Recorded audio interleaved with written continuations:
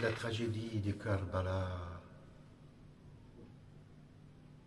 l'assassinat de l'imam Hussein, de sa famille et de ses compagnons le jour de Ashura, c'était un jour de tristesse et de deuil pour le prophète, même avant que cela arrive.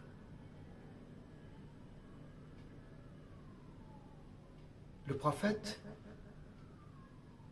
a eu, durant sa vie, des circonstances qui sont très loin et qui font vraiment le contraire de ce qui s'est passé avec l'imam Hussein, notamment à propos des compagnons. L'imam Hussein, le jour de Karbala, il était fier de ses compagnons, fier de ses amis,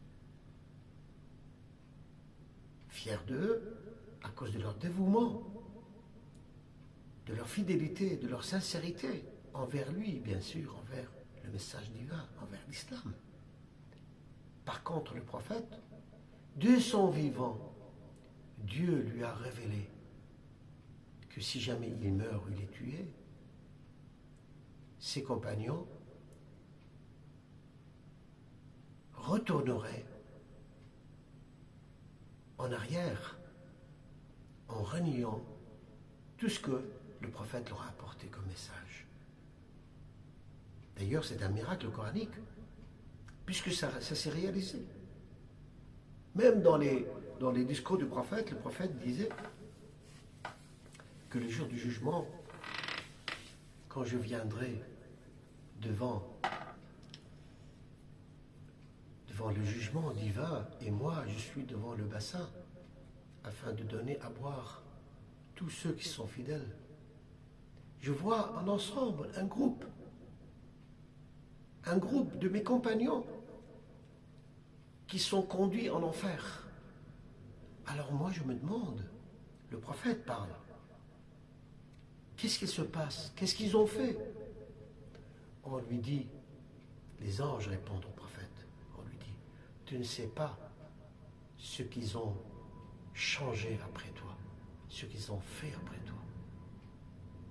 Et ainsi, un autre groupe, pareil, un autre groupe de mes compagnons, ils sont conduits en enfer. Et le prophète dit, jusqu'à qu'il n'en reste, c'est-à-dire de mes compagnons, qu'il n'en reste que ce qui tombe comme miettes du banquet, du bien. Il ne reste que les miettes. Très peu de compagnons restent fidèles au prophète.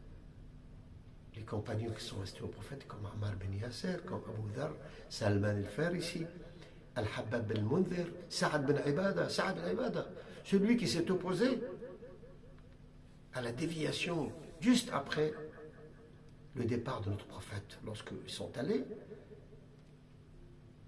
sont regroupés pour fixer la question du calife, même avant d'enterrer le prophète. D'ailleurs, ils n'ont pas assisté à l'enterrement du prophète. D'ailleurs, Aïcha, sa femme, elle dit que nous n'avons su la nouvelle de la mort du prophète que lorsque nous avons entendu le bruit des raclettes. Les raclettes, ce sont des outils qu'on utilise pour égalité la terre de la tombe, pour finaliser l'enterrement. Et donc, c'est cela. Et que dire de l'histoire de notre prophète et de sa souffrance avant son départ et après, avant sa mort et après. Leur adieu au prophète, le moment de sa mort, on lui a dit que tu délires.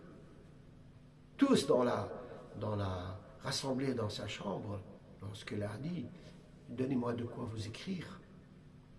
Alors ils ont dit ça nous suffit le livre de Dieu. Il leur a dit donnez-moi de quoi vous écrire. Ils ont dit qu'est-ce qu'il a? Il délire. Il délire, il commence à dire il délire jusqu'à qu'il les a chassés tous. Par contre, l'imam Hussein, ses compagnons, un parmi eux dit à l'imam Hussein, même si on me tue, et on m'enterre, et on me brûle, et on me transforme en cendre, jeté dans le vent. Et après, je suis ressuscité. Et je répète le même scénario. On me tue, et on m'enterre, et on me brûle, et je suis transformé en cendre, et on me laisse partir dans le vent, et ainsi de suite. Même si on me fait cela 70 fois, 70 fois, je resterai fidèle à toi, Hussein, et je suis prêt à me sacrifier pour toi. Quelle comparaison, quelle différence entre les compagnons de Hussein d'un côté et les compagnons du prophète. Malheureusement, pas tous les compagnons. Nous aimons les compagnons, mais pas tous. Ceux qui ont changé après le prophète, ceux qui ont fait mal au prophète, on ne peut pas les aimer. L'imam Hussein, après le martyre de tous ses compagnons, de tous les membres, hommes et jeunes hommes de sa famille, il se met tout seul, sans trouver personne pour lui porter secours, pour secourir sa famille, les enfants et les femmes restantes.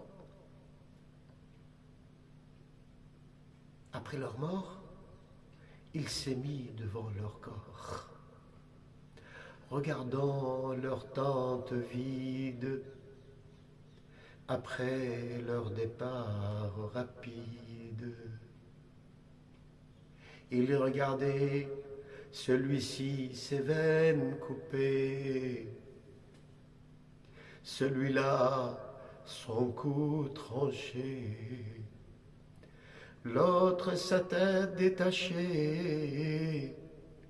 Ils ont leur visage dans la terre, barbouillé parmi les pierres. Il leur parle et dit: ô héros de la bravoure, ô chevalier de l'honneur, ô Muslim ben Aousaja, il est nommé, ô Muslim ben Aousaja, Habib ben Mouzahir, Boureir, Abbas, mon petit-fils Ali Akbar, que vous est-il arrivé? Je vous nomme, vous ne répondez pas. Je vous appelle, vous ne m'entendez pas. Êtes-vous endormi? Je vous en prie, réveillez-vous. Levez-vous de votre sommeil. Ô noble personne, mettez-vous debout pour défendre la famille du messager de Dieu. Défendez les enfants qui appellent au secours. Protégez les femmes qui exhortent votre bravoure contre les ignobles oppresseurs. Mais Hussein, à ce moment, était seul, sans personne pour lui répondre. Hussein, Hussein, notre amour Hussein, le bien-aimé de notre prophète, ô Hussein.